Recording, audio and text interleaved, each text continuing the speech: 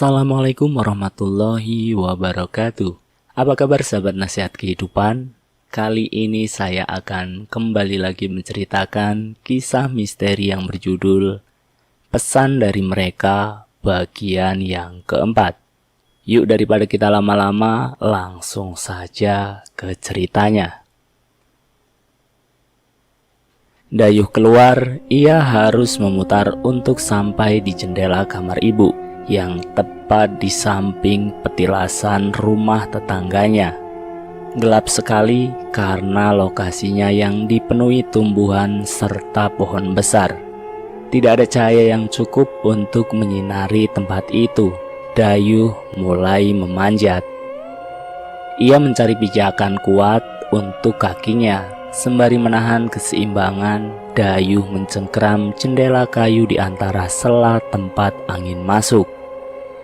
Di sana Dayuh bisa melihat isi kamar ibu. Meski tertutup tirai bening, Dayuh masih dapat melihatnya dengan jelas. Ia melihat Hanif. Hanif terbangun. Ia tertawa layaknya bayi kecil yang sedang dikudang atau dihibur. Tangan Hanif berusaha entah meraih apa. Suara cekikikan Hanif membuat Dayuh bingung. Sementara di tempat lain, Dayuh tidak melihat satupun orang lain di sana. Sampai sudut mata Dayuh melihatnya. Di meja rias milik ibu ada sebuah cermin. Di sana dari pantulan cermin tepat di depan Dayuh ada sosok yang berdiri. Seorang perempuan dengan gaun putih berdiri melihat Hanif. Wajahnya tertutup rambut panjangnya. Ia hanya berdiri di sana sebelum kepalanya berputar 180 derajat. Hal itu membuat Dayuh tersentak sebelum kehilangan keseimbangannya. Ia jatuh terjerembab seakan tidak percaya atas apa yang ia lihat. Sontak Dayuh langsung berlari. Ia harus masuk ke kamar, firasatnya tidak enak dengan adiknya. Tetapi belum masuk ke rumah, Dayuh melihat ibu. "Kamu dari mana, Yuh? Kan emak suruh jaga Hanif." Tanya emak, wajahnya bingung. "Hanif, mak, ada orang di kamar Hanif," kata Dayuh. Ucapan Dayuh membuat emak panik. Mereka langsung menuju ke kamar. Belum sempat Dayuh mengatakan pintunya terkunci, tapi pintu terbuka setelah ibu membukanya. Dayuh berjalan masuk ke kamar, tubuhnya masih gemetar bila mengingat apa yang baru saja menimpanya. Ia melihat ibu menggendong Hanif yang tengah tertidur pulas.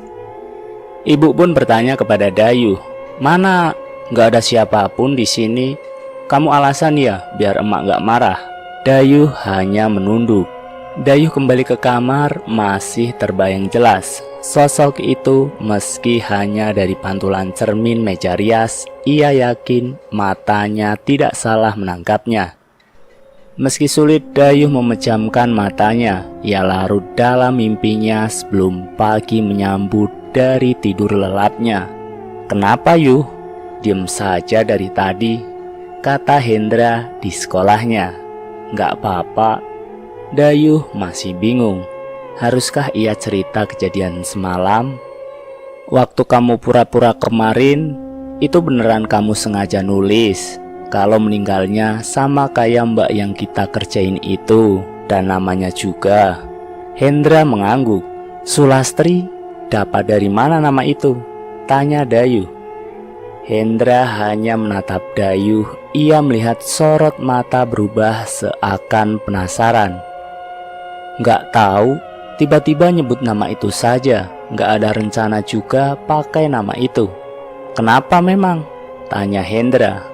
"Gak apa-apa," ucap Dayuh sebelum pergi.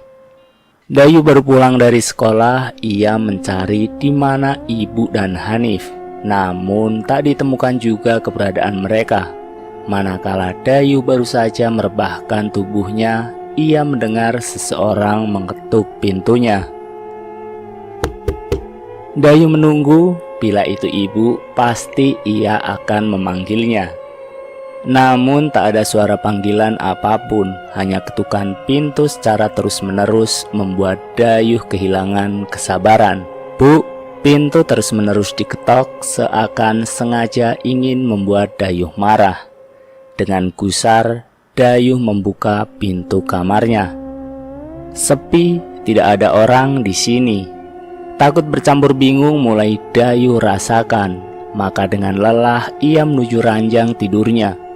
Membiarkan pintunya terbuka begitu saja agar ia tahu siapa yang sedang mengerjainya. Namun baru saja Dayuh merebahkan badannya, ia tanpa sengaja menemukan berhelai-helai rambut panjang tersebar di atas ranjangnya. Seakan ada yang baru saja meniduri ranjangnya. Tidak ada yang punya rambut sepanjang ini, rambut ibu pun tidak sepanjang ini. Dayuh melihatnya dengan seksama, perasaannya semakin tidak enak. Sebelum ia melihat noda bercak darah di bantalnya, Dayuh mulai bimbang. Apakah ada hubungannya dengan perbuatannya tempo hari?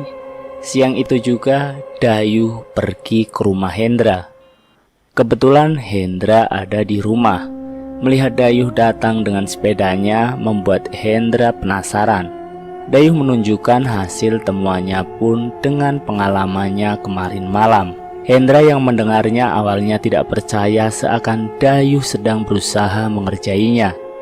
Setelah ia melihat rambut yang Dayuh tunjukkan, Hendra mengatakan, "Apa ini rambut Mbak yang meninggal itu?" "Iya kan? Terus gimana?" Dayuh bertanya. Kini ia mulai bingung dengan prinsipnya sendiri. Aku nggak tahu yuh. Tak kira ini juga cuma mitos. Tapi setauku dia pasti mengikuti kamu. Ya kayak semacam marah sama kamu, jadi dia terus gangguin kamu. Tapi aneh loh, apa dia nggak ngikutin kamu sebenarnya, tapi menetap gitu di rumahmu? Toh kamu cuma merasa dia ada kalau di rumah kan? Hendra tiba-tiba teringat. Saya ingat kemarin waktu saya tanya apa kamu punya mbak, apa itu dia dan ngapain dia di kamar orang tuamu? Dayuh terdiam, berpikir lalu mengucap Hanif. Saat itu juga Dayuh pergi. Ia sekarang tahu sesuatu, tapi bagaimana ia akan mengatakannya? Di rumah Dayuh melihat ibu sedang menimang Hanif di teras rumah. Ia tidak tahu bagaimana akan mengatakannya pada ibu atas apa yang ia lakukan. Tepat ketika Dayuh duduk dan ibu melihatnya, tiba-tiba ibu mengatakan sesuatu kepada Dayuh. Adikmu ini tiap tak bawa ke rumah tetangga selalu nangis, tapi begitu di rumah nggak nangis lagi.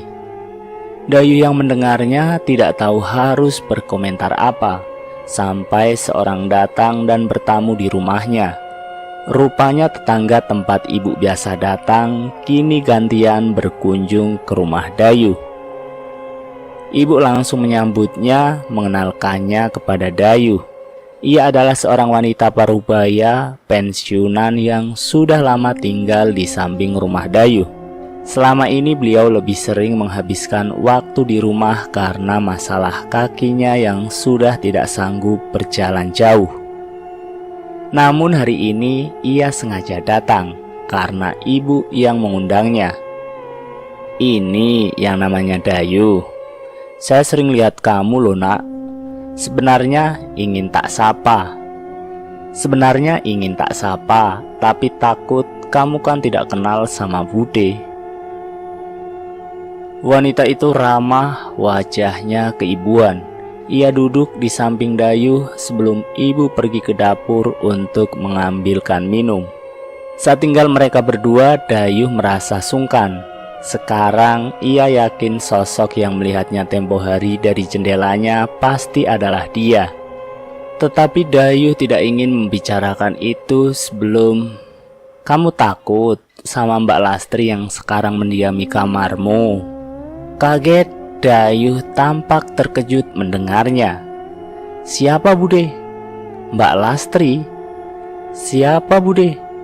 "Mbak Lastri," kata wanita itu sembari tersenyum tulus. "Siapa Mbak Lastri?" tanya Dayuh. Harusnya Bude yang tanya, kok bisa dia jauh-jauh cuma ingin nyamperin kamu. Obrolan mereka terputus manakala ibu muncul, membuat Dayuh bertanya-tanya siapa wanita ini dan apa maksud ucapannya. Wanita itu menghabiskan sepanjang siang mengobrol dengan ibu. Sesekali ia tampak gemas melihat Hanif. Namun ada sorot mata di mana terkadang si wanita itu mencuri pandang pada Dayuh. Seakan ucapannya berhasil membuatnya kebingungan. "Kalau ada waktu main lagi ya," kata si wanita kepada ibu. Kemudian ia melihat Dayuh yang dari tadi hanya diam saja. Dayuh juga, kalau mau main ke rumah Bude, main saja. Mungkin Dayuh mau tanya-tanya sesuatu. Rumah Bude terbuka lebar untuk Dayuh ya. Si wanita itu pergi. Bingung saat matahari sudah terbenam, Dayuh termenung menatap rumah Bude. Apa iya untuk tahu ia harus ke sana? Namun ucapannya siang tadi sudah cukup membuat Dayuh paranoid dengan kamarnya sendiri. Mbak Lastri, Dayuh mengulang nama itu. Ceritanya sampai di sini dulu ya sobat. Nanti saya akan lanjutkan pada bagian yang kelima. Terima kasih sudah menonton video nasihat kehidupan. Semoga video ini bermanfaat untuk kita semua. Jangan lupa tekan tombol like, share, dan komen. Tekan subscribe untuk mengikuti video kami selanjutnya ya. Wassalamualaikum warahmatullahi wabarakatuh.